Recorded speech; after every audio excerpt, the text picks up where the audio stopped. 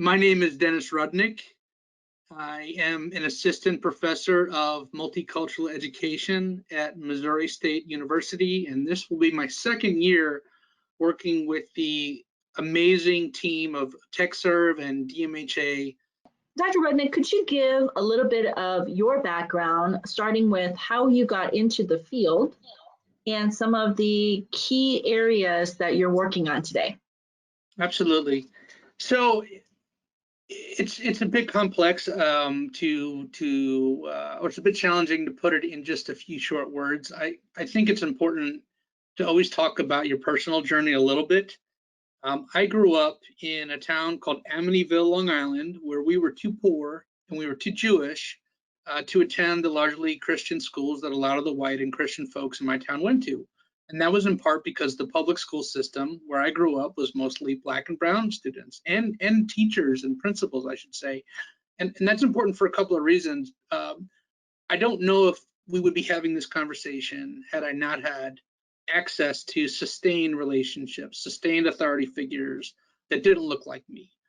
So every time I feel that I am so far along in my path and my journey, one of the ways that I will check myself is to remember, had I not had a set of experiences and opportunities, I may have maybe gone down a different path. It's a reminder that this work requires more than intelligence. It requires more than a moral or ethical compass. And so we have to hold ourselves accountable, even as we hold ourselves with a bit of grace, because there are those of us that have not had access to any form of demographic diversity, any opportunity to challenge their assumptions, their stereotypes that are coming from spaces and places where they are getting inculcated every single day with messages that are incorrect and cause quite a bit of harm. And we can think about our current state of affairs as a reflection of some of those realities. So in my current role, and I've been at Missouri State for just a few months now, not even just a few months. I was previously at Indiana University, Purdue University, Indianapolis. My research is primarily concerned with the connections between how knowledge is constructed, racial identity development, and teacher identity development. So how do white teachers develop a healthy anti-racist white identity? How do teacher educators and teacher education programs provide the institutional and cultural supports for those educators? What does it look like to revise your curriculum or your teaching strategies or how we do assessment? And more than that, how do we do that in a way that does not ostracize or set aside for the moment the few teachers of color that may be in said spaces?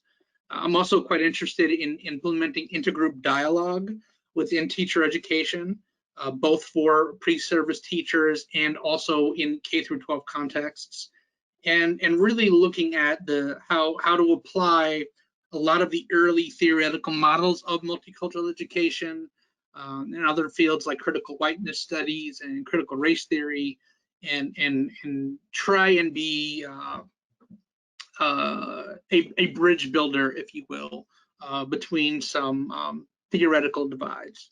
So that's some of the work that I'm doing.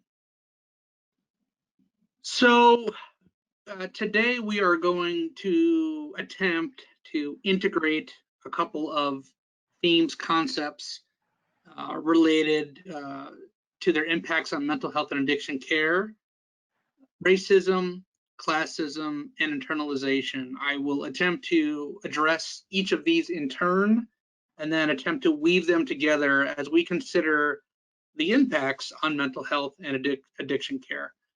As we get into this work, I'd like for us to have a few considerations. One, firstly, we are all coming at this work from different spaces and places. We hold different identities, we have different experiences, different worldviews. Some of us may be more familiar with certain terms than others. Some of us may have had direct, sustained interactions with different identities, different community members. What I hope that we can do is see this as a learning opportunity, as a growth opportunity, not to indict ourselves or one another, but to recognize that if you have thought about some of the things that we're going to talk about, if you have experienced these things, that means something. And if you haven't thought about these issues, if you haven't experienced these issues, that means something too. We must also further consider that we live in a highly inequitable and unjust society. There's a distinction to be made between the world as we would like it to be and the world as it actually is. Right? Sometimes these inequities and injustices are manifested through particular isms like racism, like classism, like heterosexism, like faithism.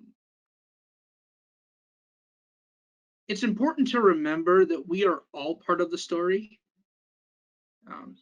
We often, when we hear words like diversity or inclusion, assume that we are, one, just talking about race, and then talking about folks that are minoritized. We have to consider that we are all part of the story, that this involves all of us. There's a scholar, Victor Lewis, who put it quite well years ago. We are not passengers on the ship, we're crew.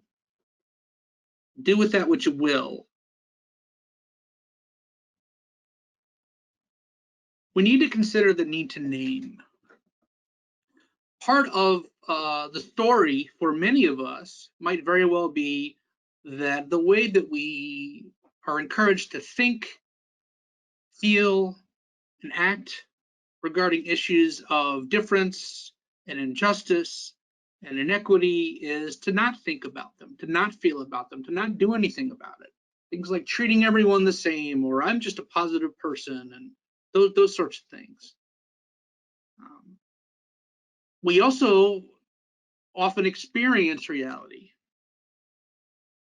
and the injustices and the oppressive elements thereof without fully understanding why we were experiencing it as such.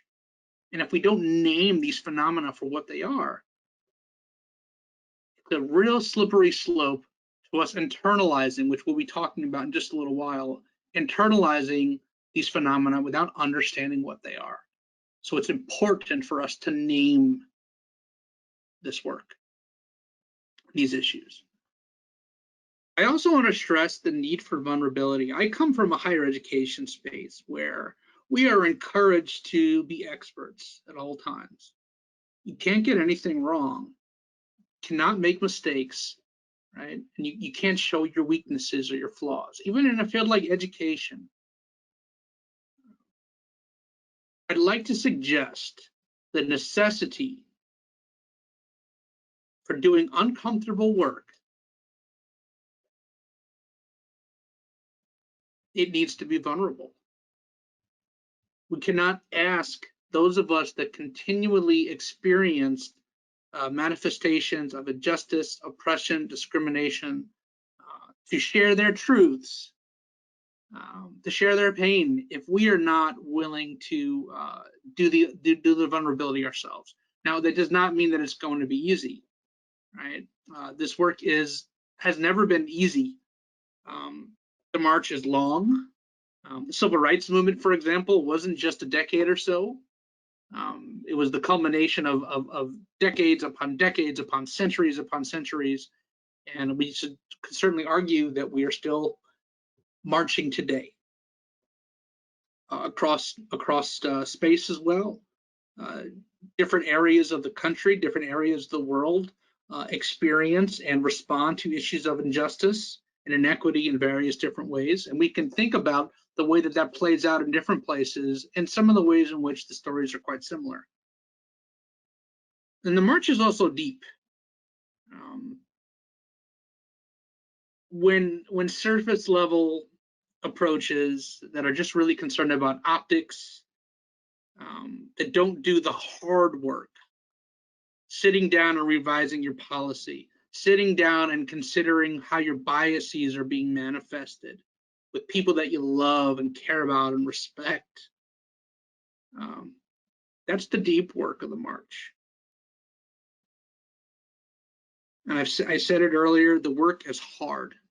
The work is quite painful. And yet, the work is necessary. The work, ultimately, for those of us that are willing to stay in the fire, to build within ourselves and with one another, not in spite of our differences, but through them. There's something quite beautiful on the other side, or on the journey through the other side of that.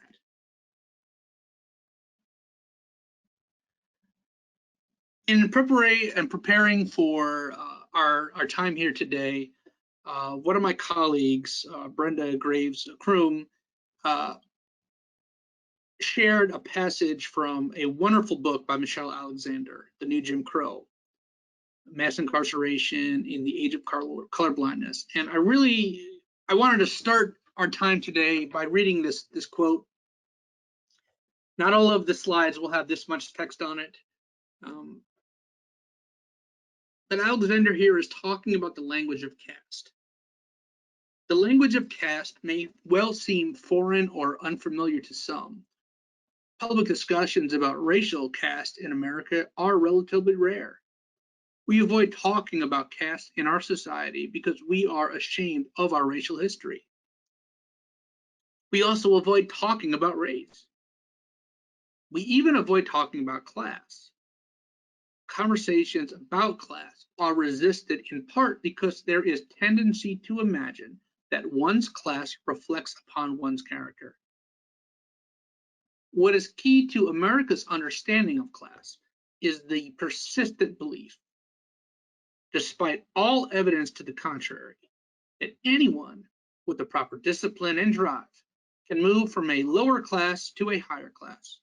We recognize that mobility may be difficult, but the key to our collective self-image is the assumption that mobility is always possible.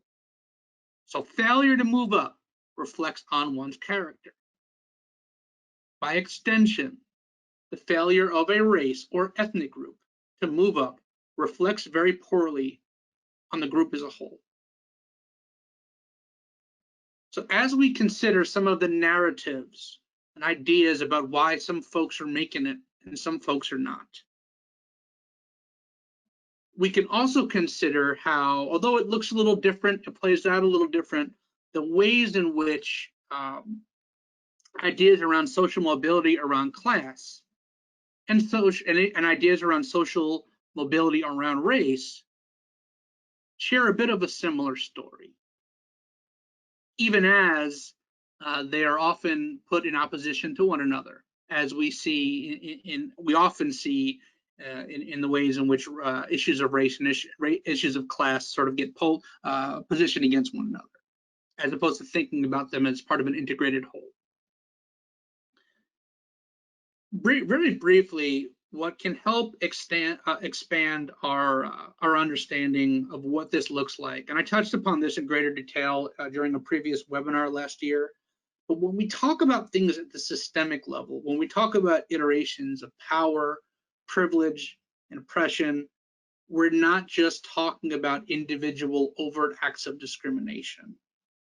If I said the word racist or racism, perhaps a neo-Nazi popped into your mind, or someone with a Klan hood.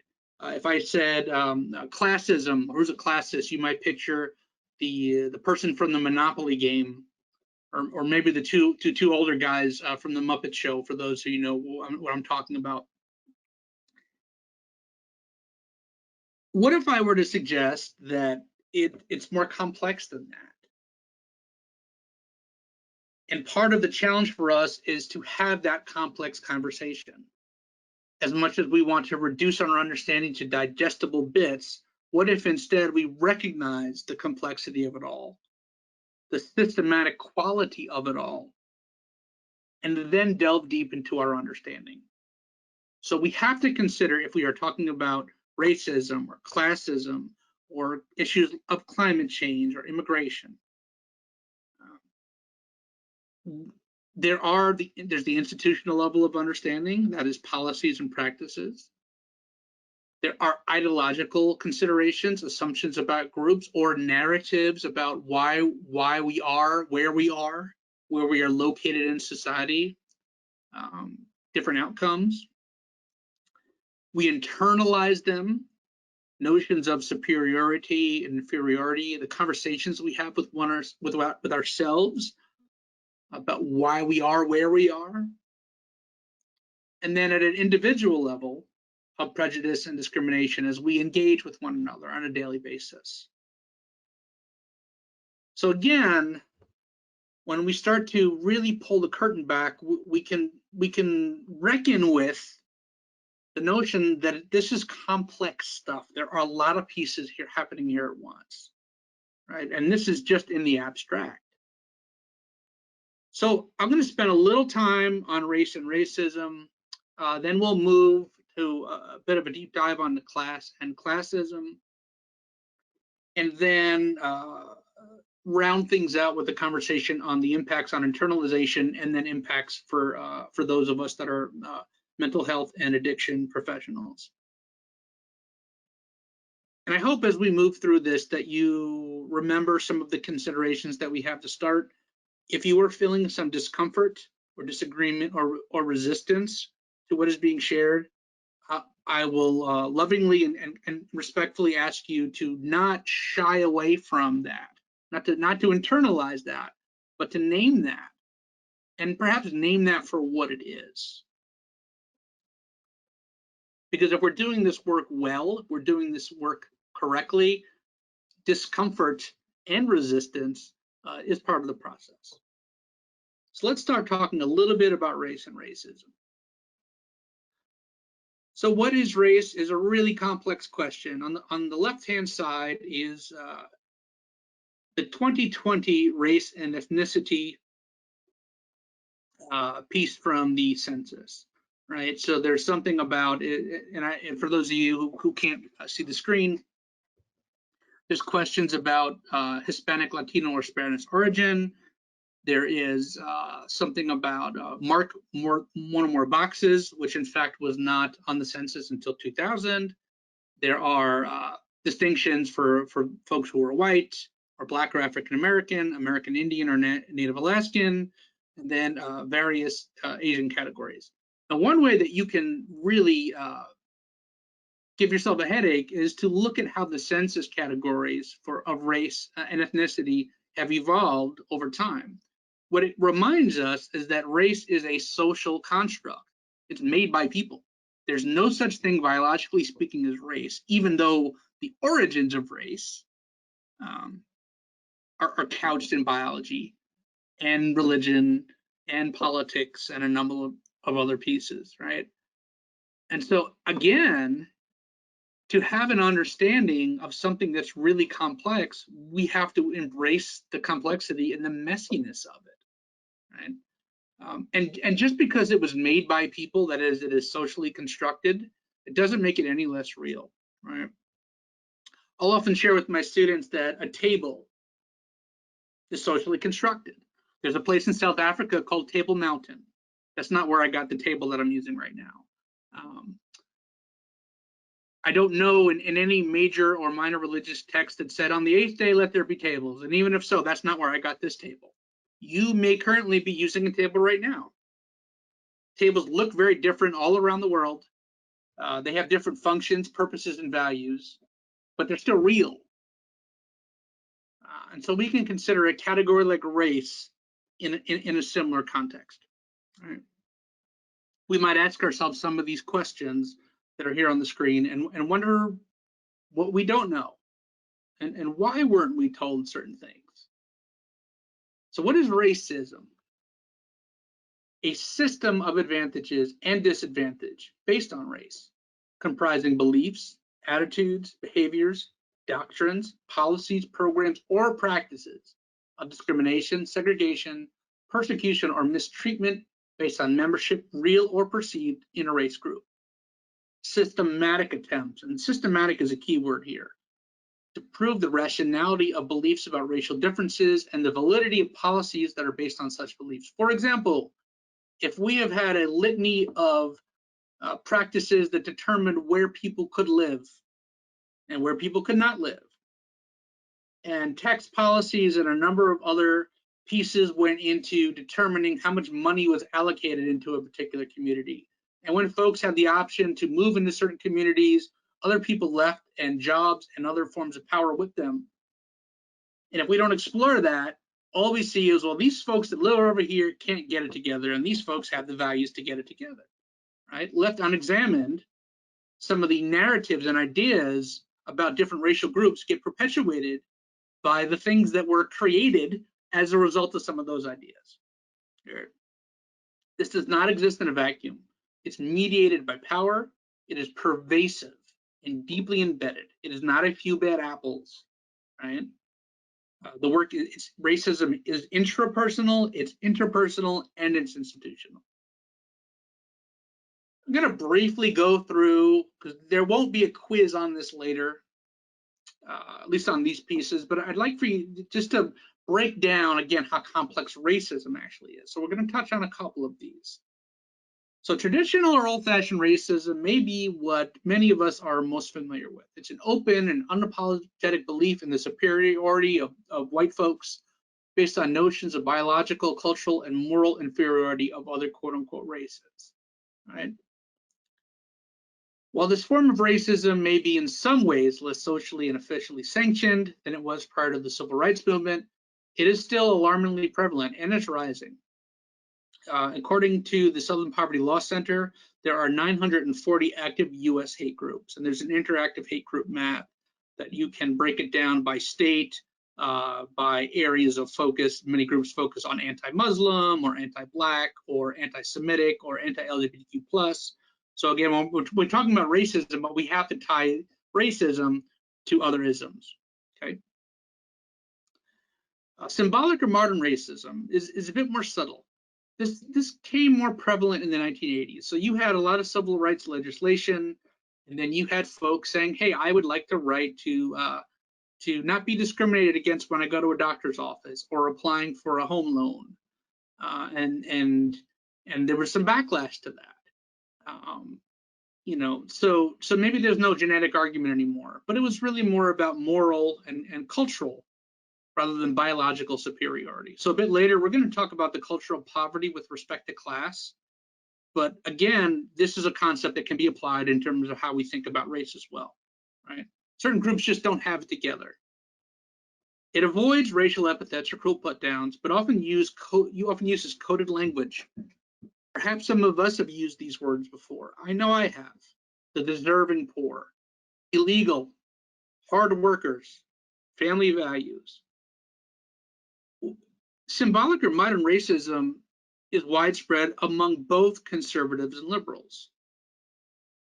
It's based on the belief that targeted groups violate traditional American moral values embodied in the Protestant ethic, hard work, self-reliance, obedience, and discipline. We can consider that even among folks that may consider themselves to be liberal or progressive might disagree with the ways in which certain groups are standing up for their rights in the wake of police brutality and other challenges. These are rooted in early fears and self-righteous ethnocentric stereotypes. So again, we can track some of the ideas that we have of one another and some of the ideas in terms of how we're supposed to respond to one another. These did not come from nowhere. It came from somewhere. It's got old roots. Another form of racism is aversive racism. It's more subtle than symbolic racism. It's often practiced unconsciously by we who are white that have strong egalitarian values. We sympathize with the victims of past injustice. We support public policies that, in principle, promote racial equality and ameliorate the consequences of racism. We identify more generally with a liberal political agenda. We may regard ourselves as non-prejudiced and non-discriminatory, but almost unavoidably still possess negative feelings and beliefs about racial minorities. So these can be those of us that have done some work in our core value systems, that value one another, that maybe see the fallacy in categorizing people based upon the color of their skin or other identity qualifiers, but don't do the work of recognizing how we have been socialized to think, feel, and act about one another, right? I've been doing this work for quite some time. And as I mentioned earlier, I grew up in an environment where I had lots of folks that did not look like me. And yet still, I am still susceptible to feeling some kind of way, even for the briefest of moments. If I'm in an airport and I see somebody that fits a certain description, or I walk down the street late at night and I see someone that fits a certain description, right? So just because we have done the work or we are good people does not mean that we are free and clear, right? This often plays out in terms of colorblind ideology, right? I just treat people the same. I don't see color, right, without reckoning with the ways in which we do, and the reckoning with the ways in which it holds meaning for all of us. Internalized racism. Here we have anxiety, self-doubt, and in extreme cases, self-hatred felt by some members of stigmatized groups because of the pervasiveness of derogatory stereotypes, ethnocentrism, and other forms of racism. This feeds on ignorant stereotypes that are pervasive throughout society and on the persistence of poverty and other forms of inequality among racial groups traditionally despised by the majority, right? Again, without being able to name what's happening, right, we take full responsibility. And that's not to suggest that we shouldn't take responsibility, right? That we don't need to work hard, right? But are there some other things happening here? And self-hatred can be so internalized and quote unquote normalized that it's sometimes difficult to recognize. Another way to capture internalized racism may be thought of as internalized oppression as opposed to internalized domination. Internalized domination is when you hold privilege with a particular social identity such as race, and you often unconsciously, the other stuff happens, right? You feel more confident to speak up in a certain setting. You can raise your voice a bit more without worries that you're going to be considered too loud or too angry. You can be a bad driver, but as an individual. And so here are some ways in which internalized racism can play out at an individual level. So at the level of institutional and systemic racism, we have to consider a network of laws, practices, norms, and values that effectively prevent equal access to education, jobs, legal services, earnings, and respect across racial groups. So in the field of healthcare, and even in the subfields of mental health and addiction, we can't separate the ways in which the disparities across racial and other social identity demographics are also situated within larger patterns of education inequity, neighborhood inequity, job loss, legal representation, treatment. Perhaps you were a wonderful mental health and addiction professional, right? And have done the work and are willing to see the full human and respond to some of the challenges that your client may be navigating. But you're not the only person in their life. You're not the only institution in their life. What do we do with that? What meaning do we make of that? And despite several legislative, policy, and educational efforts, what remains is a system of discriminatory practices, norms, and values that are largely invisible to and or denied by we who are white, especially those of us who hold some degree of power. There is the possibility, if we think about racism as systemic, as beyond just individual level, overt, explicit, intentional discrimination. We all woke up tomorrow and didn't have an ounce of hate in our bones, there would still be massive, deep, pervasive racism because it has shaped laws that are in place, where we live, quality of life experiences, lifespan, susceptibility to diseases. Just because we woke up and started loving on one another wouldn't automatically make bus depots located out of certain neighborhoods. It wouldn't take the asbestos out of certain schools, right? It wouldn't mean that certain folks' racially disparate health insurance policies would automatically go away. right? So again, if we're starting to feel like we may be being attacked or not understanding, again, this is more than just who we are as individuals. It's worse than that. A few things. What requires racism as a system: the establishment of a human hierarchy and dehumanization of some groups, the complexity of superiority and inferiority to rationalize and justify racialized oppression. How could we, in the inception of what is now the United States, write a Declaration of Independence when we are, in fact, enslaving folks or committing genocide against some other folks? Right? How do you do that? Sometimes the efforts to maintain racism as a system can be on the surface benevolent. We're just protecting these poor folks. So paternalistic benevolence or sort of savior mentality that can come on. The ideas about groups, right? So these don't happen overnight either. They're explicitly and implicitly spread over time to the masses by those in power in order to gain tacit approval and support and to sustain the durability of systems of exploitation. So we have been socialized narratives that our forebears have been socialized, right? That they themselves are largely, I am sure, wonderful, smart, intelligent, kind people. And yet we enter a world where disparities are in place and certain explanations are given as to why those disparities occur, right? So in many ways, we did not stand a chance. The ideologies shape policy and practices, which in turn reinforce ideologies. This includes having folks that are racialized minorities feel that they are somehow inferior, right?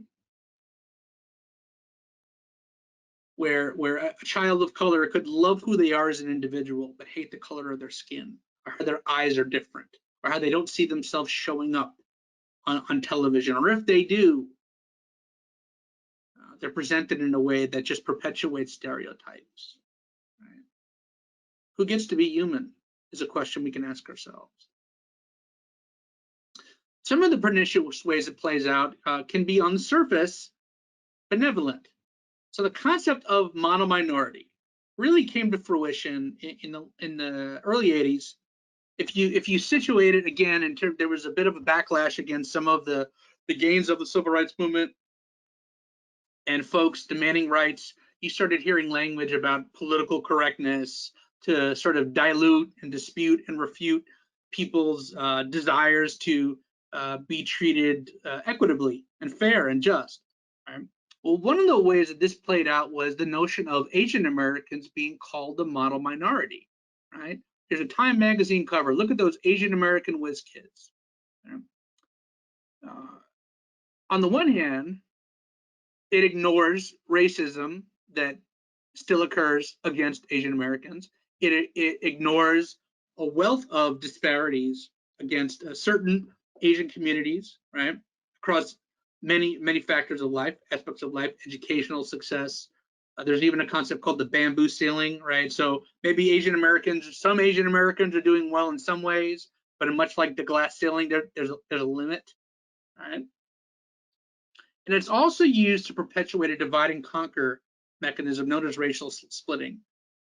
And it further assumes that there's no such thing as institutional racism. All the stuff that just came out of my mouth a few moments ago, that's not a thing.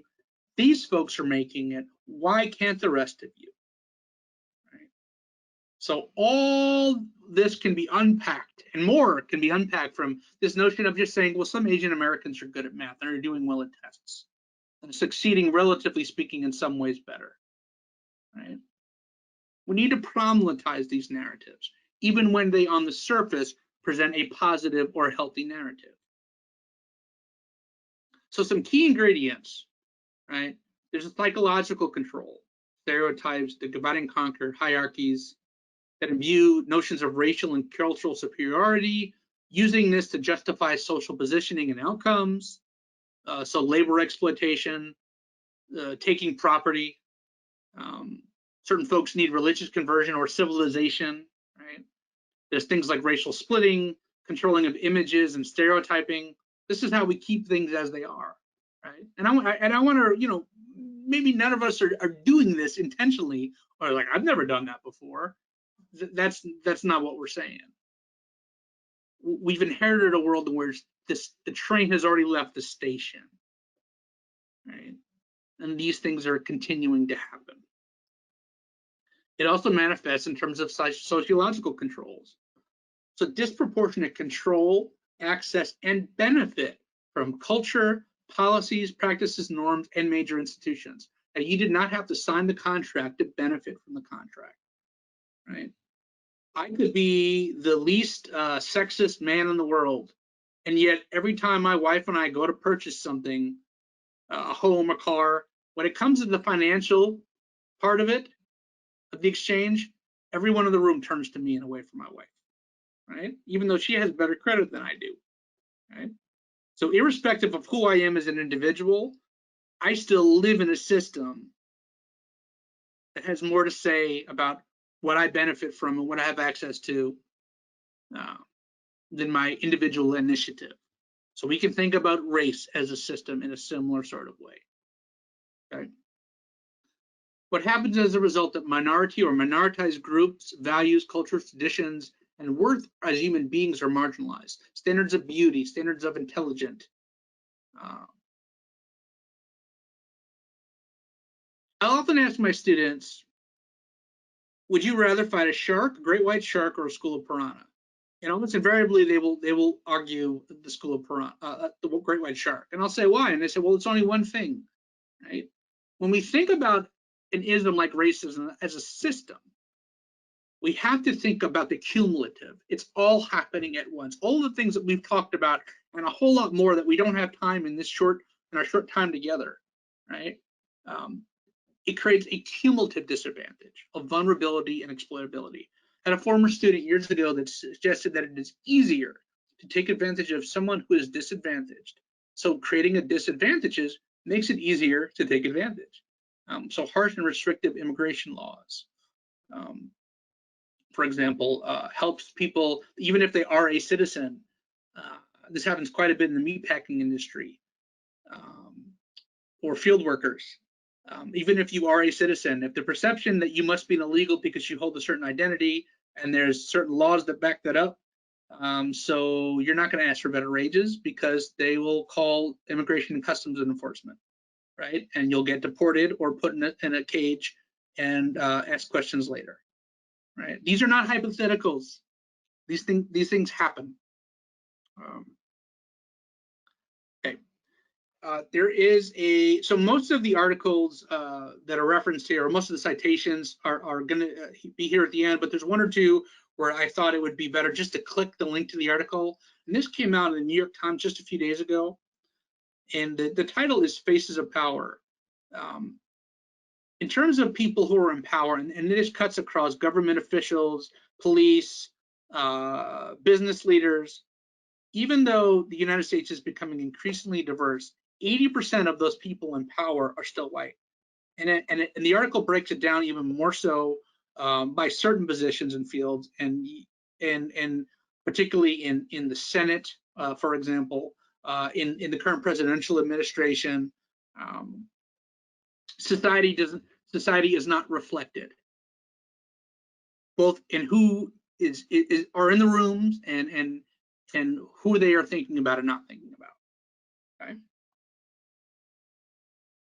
So we're going to move away from race and racism for just a bit and focus on class and classism. And I hope that we can begin to see some parallels. And I hope that we're, those of us that are wondering, what does this have to do with my job? What does this have to do with my field? I hope that we are wrestling with those questions and thinking through what this might have to do with our jobs and our professions, okay? So class, as defined, is relative social rank in terms of income, wealth, education, occupational status, and or power, right? So it's not just how much money you're taking in. Classism is the institutional, cultural, and individual set of practices and beliefs that assign differential value to people according to their socioeconomic class. It's an economic system, there's that word system again, that creates excessive inequality and causes basic human needs to go unmet. So class privilege, right? It's one of the many tangible or intangible unearned advantages of higher class status. So it's not just having more money, but having personal contacts with employers, having good childhood health care, inheriting money, speaking with the same dialect and accent as people with institutional power, right? And although we're not going to spend a whole lot of time on this, it's important that to just note that the word privilege can be a real doozy for some of us. Some of us may say, well, I don't have privilege here. I don't have privilege based upon my class, or I don't have privilege on because of my race, and right. So all of it is true. If you have experienced marginality, systemic marginality and discrimination because of how you pray, or what you look like, or where you grew up, or how much money your family had, all of that is true. And it's also potentially true that there's ways in which you didn't experience that you in fact experienced privilege across other social identity domains, right? Once again, we find ourselves with the real opportunity and desire to get to simplify when we must recognize, in fact, that we need to get complex and dwell in all of the complexity. So there's a concept that comes up quite a bit when we're talking about class and classism, and there's this notion of meritocracy. This notion that anyone can make it if they work hard. Our success and our failure is determined by our merit. The cream rises to the top, right? I'd like for us to consider that the belief in meritocracy and the narrative of upward mobility, you can pull yourselves up by your bootstraps through hard work and self-sacrifice, continue to serve as defining national myths. And one of the ways in which this is particularly challenging, because some of us do make it. Some of us work hard and self-sacrifice and try our very best, and we make it. And we say, look, I did it, why can't the rest of you, right? I remember President Clinton years ago during the State of the Union brought someone onto the stage who had gotten off of welfare and held this person up as an exemplar. And that person worked really hard and they made it, right? What wasn't talked about at that State of the Union, or most of the news media presentations later that evening, was how the number of people on welfare tends to remain pretty static relative to the economy, right? So people move on and off of it all the time. Most people don't want to be on welfare, right? So we often use individual narratives to gloss over some things that are happening systemically. And so if you didn't make it, even though you may have worked extremely hard, right, it's your fault. And the CEO, who is taking in a whole lot more pay than the janitor in his building or even mid-level management, is deemed to just have worked harder. Right? Related to that is this notion of the culture of poverty. This shows up in the education world as grit, right?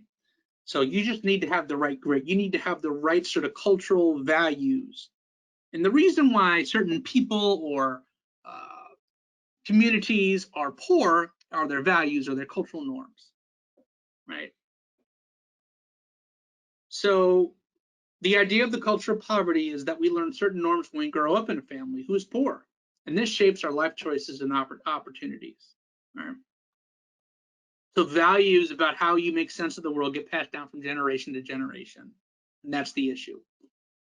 So it's not just the issue at the individual level, but that poverty has its own culture. Right?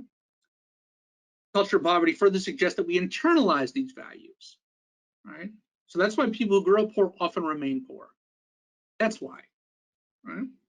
This was coined by Oscar Lewis in 1961 and popularized by Daniel Patrick Moynihan in 1965. The Moynihan report was quite popular, and Moynihan in particular was looking at inner city Black American families. Moynihan described the problems of inner city Black families as stemming from a tangle of pathology. The narrative and notion of out of wedlock marriages and single, absentee fathers really gained in steam as a result of this report. Right? So what it didn't look at was the disparities in incarceration that continue to plague certain communities of color, largely Black and Latino and Latinx communities. Right? You blame it on the individual. The report didn't really talk about how white flight occurs when communities of color move to certain neighborhoods to get their slice of the American dream, or how processes of urban renewal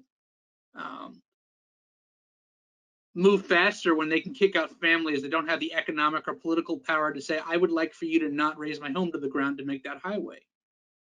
Right? Doesn't talk about disproportionate access to healthcare and schooling and other opportunities. Right? You blame it on the individual. Certain families must just have poor values about dieting, right? So instead of understanding how an apple costs more than a candy bar, or why certain grocery stores keep getting gutted out of certain communities, we blame it on individuals, or we blame it on entire groups, right? I want to just name briefly some of these myths behind this culture of poverty, right? The notion that myth number one, that poor people are unmotivated and have weak work ethics, right? There's an article by Gorski, which I've linked to in the references, that I highly encourage you to take a look at in terms of pushing back on some of these myths. But the myth that poor people are unmotivated and have weak work ethics is simply untrue. It's likely that the most hardest working folks in the world are those that are working all the time, doing hard physical labor, right? Myth number two, poor parents are uninvolved in their children's learning, largely because they do not value education. Even as education is seen as the great equalizer. I have the luxury and privilege of, even though I work long hours and hard hours, of having some flexibility with my time. So even during a pandemic, my wife and I make enough that we can help with my child's learning and we can be present in their lives. Right? We value education, certainly, but we also have the means to be able to support that in action. Right? But the myth says that poor parents don't care about their kids' education. They don't care about their kids' learning. Poor people are linguistically deficient. The people that are poor don't value the norms and the access to what is standard or normative language, normative English. Who gets to determine that? Right?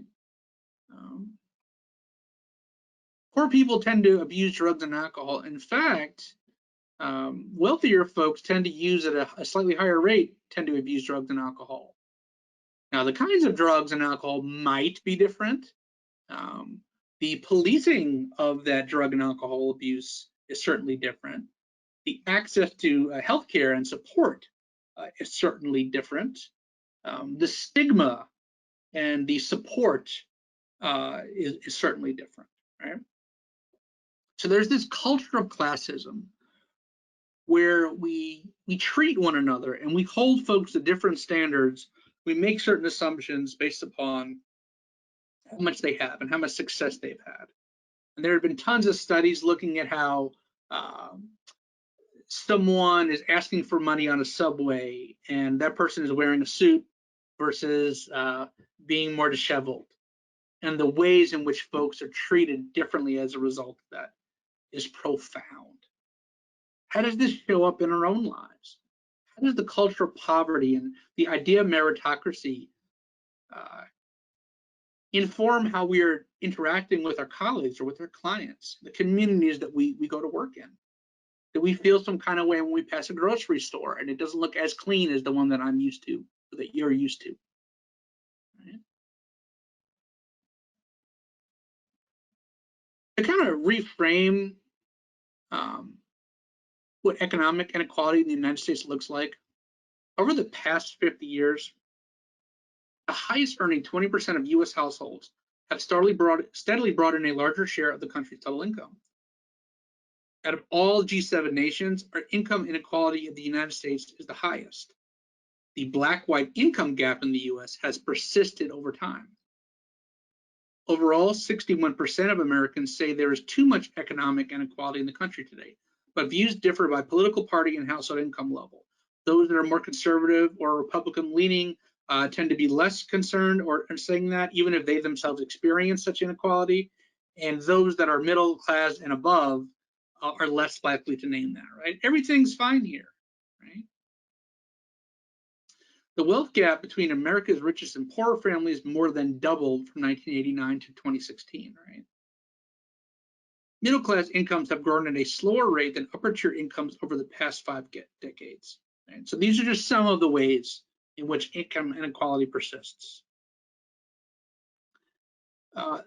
There's a piece that came out on CBS News, and there's a link to it. So if we have $98 trillion of household wealth in the United States, the gap between rich and poor is the worst it's been in more than half a century. If there was a pie to represent that $98 trillion of household wealth, 90% would go to 20% of the people in the country. Out of those 9 slices, 4 would just go to the top 1%. So 1%, the top 1% of this country owns 40% of household wealth, stocks, dividends, real estate, right? Intergenerational wealth. But you just need to work harder, right? Or is there something else going on? The upper middle class and the middle class would share 1 piece, or about 10%. And the lower middle class would get 0.3% of the pie. The poorest Americans, people in the bottom 20%, would not get any. On average, they are more than $6,000 in debt. Again, I hope that this is not just meant to be information that we consume, but that we can begin to understand what happens when we don't name this. What happens when we don't name this, even as we are implicitly and explicitly told why certain folks have made it and certain folks have not? Can we consider, even with respect to our particular field in mental health and addiction, how that impacts how folks think about themselves, their families, their communities? Is this healthy? Is this a healthy society? Okay. So we're going to talk now about internalization and impacts of all of this. Right? We've spoken a bit earlier about internalized oppression and domination. Right? And we may not, in the same way that children absorb language, even if they don't understand or could express what it is they're taking in, they're still taking it in. And that's true when we hold oppressed identities, and it's true when we hold dominant or privileged identities. Right? We have internalized ideas about how we are able to succeed and fail, what that looks like, and why that is. We explain our organization of the world and one another and certain groups and communities without necessarily realizing that that's what we think, that our attitudes and our behaviors are manifesting whether or not we realize it. We have internalized assumptions about ourselves and about others, about us and them. Certain folks are poor because other folks are making us poor. Right? That's where scapegoating comes in. And I am a good person because that person's not a good person. And my intelligence is relative to that other group. And we get fed these messages in so many ways that, again, by the time we recognize that, if we recognize that, we've already been socialized. And so we internalize our attitudes and our behaviors on our thinking and our feeling and our behaviors around these issues. So I would imagine many of us, if we are really truly wrestling and reckoning with what is being shared here, part of the challenge is we may have been told that we're not supposed to think about this, we're not supposed to feel about this, and we're supposed to act in ways that avoid these conversations, right? And we're speaking in polite company kind of conversations. Right? What are some of the impacts? What are some of the impacts of this internalization? If we can think about all that we've talked about in terms of racism and classism and the ideologies and the institutional practices and policies, right? What is the internalization of all of this impact how we treat one another and ourselves in our field, right? How do these relate in any way to mental health and addiction? How do these concepts for you in your organization, in your community, how do the intersections of race and class relate to your professional work? How do they show up in your professional lives? How do they impact how you treat your clients? What about the impacts of racial trauma, right? Perhaps you are, once again, you are wonderful and caring and loving for your client, but perhaps your client has had other awful experiences with healthcare providers or on the way to your office, right? Or on the job where they have been told explicitly and implicitly that they need to straighten their hair or watch their tone or stay quiet, or maybe in the interest of wanting to learn more, was asked where are they really from, right? Because somebody truly wanted to, and I want to point this out that most of the time the nasty stuff can happen on an individual level, not necessarily out of malice. Sometimes we are curious. Sometimes we want to learn about one another, right? But how we go about doing that is just as important, being mindful of that. Otherwise, we wind up perpetuating a whole lot of microaggressions, a whole lot of discriminatory actions, all in the interest of wanting to better educate ourselves or our curiosity, right? At whose expense? Right? How does the culture of poverty myth show up in terms of how you think about when somebody walks in your door? Has your years in the field weathered you against empathy? What's up? What's going on there? Some of the ways, generally speaking, there's the lack of understanding or valuing difference. We talked a bit about the systemic inequities and legacy, the impact of bias, e.g. lower expectations, discrimination, inequitable pain treatment, microaggressions, again, reckoning with the complexities and of engaging about and across differences and disparities, and then moreover, reckoning with our own complicity. The more we do this work, the better we do this work, we may begin to recognize the ways in which we are situated within systems, how our own identities show up, right? How we are socially positioned vis-a-vis other folks.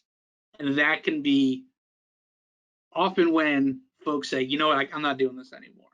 It's too much. I'm out of here. I read the book that you said and the article, and I went to the session, and I have so many friends that look like this now, all those kinds of narratives.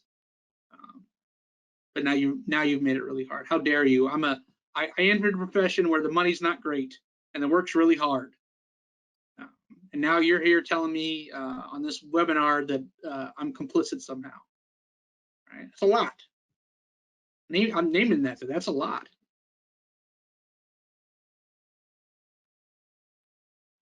And yet, perhaps essential if we are to reclaim who we are supposed to be or might yet be. So there's been some research even over the last few years that have just looked about some of the, and I recognize that even within mental health and addiction, there are a range of fields, but there's been research looking at treatment divides of buprenorphine by race, ethnicity, and payment, racial disparities in the completion of outpatient substance use disorder treatment, race and class disparities in access to community health centers.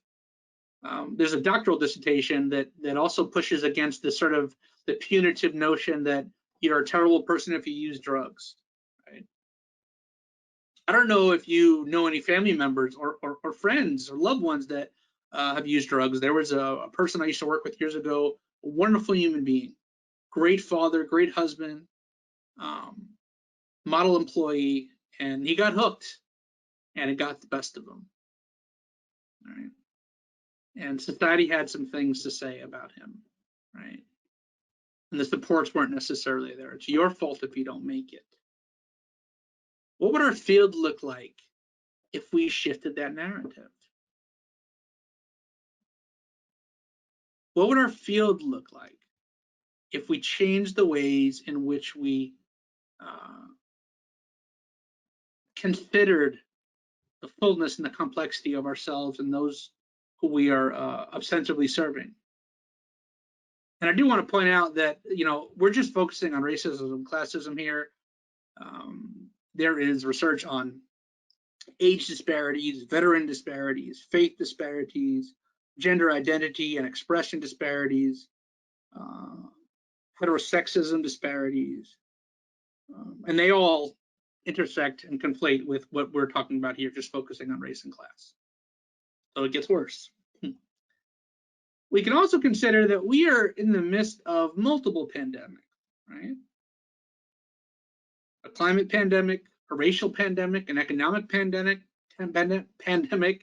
and certainly a health pandemic.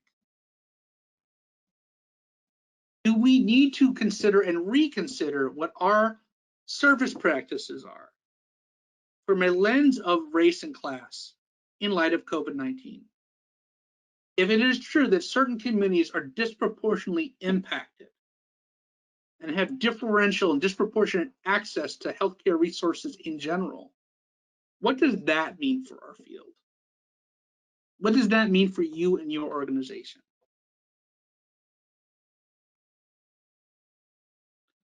So there are some things that we can do. These are variations on some themes that I've talked about in previous webinars. Get to know our communities, explore our own social identities and beliefs, learn to engage beyond the surface. How do we move past the 101 stuff? Be strategic and authentic in fostering and maintaining our community partnerships. Right? Who are the people in your neighborhood? And then who are the people in your circle? And how do you meaningfully improve that? How do we create and support policies that aren't just non-racist or non-classist, but explicitly disrupt and challenge racism and classism and other isms? What do your hiring policies look like? What do your intake policies look like? What do your communication strategies look like? Are they just in one language? Are they available in physical forms for people that don't have great internet access? Again, how are you handling telehealth right now? Do you punish someone if they're 5 minutes late or have a poor internet connection to an online session? We can pilot, review, and revise our hiring guide and training so that we can begin to shift our actual culture of our workplaces, right? Thinking about where we are, the language in our advertisements, about our organizations as a whole, how we are interviewing clients and employees, how we are assessing our outcomes. Can we engage outside of our comfort zones? Developing a compendium of local resources relevant to the wide array of diverse populations that you serve. And I want to suggest that, again, when we say diversity, we're not just talking about race, we're not just talking about class. So even if you have a community that maybe looks one kind of way, I'll ask us all to look a little further, look a little deeper, and consider the wide range of geographic, ethnic, religious, political, et al. Manifestations that are important to consider as we do this work. And fund and reward participation in ongoing, hopefully now you're just doing it virtually as we're doing here, but ongoing. This is a lifelong commitment around issues of cultural humility, professional development around issues such as diversity, equity, and inclusion. So as we close, and here are the references that are not immediately hyperlinked.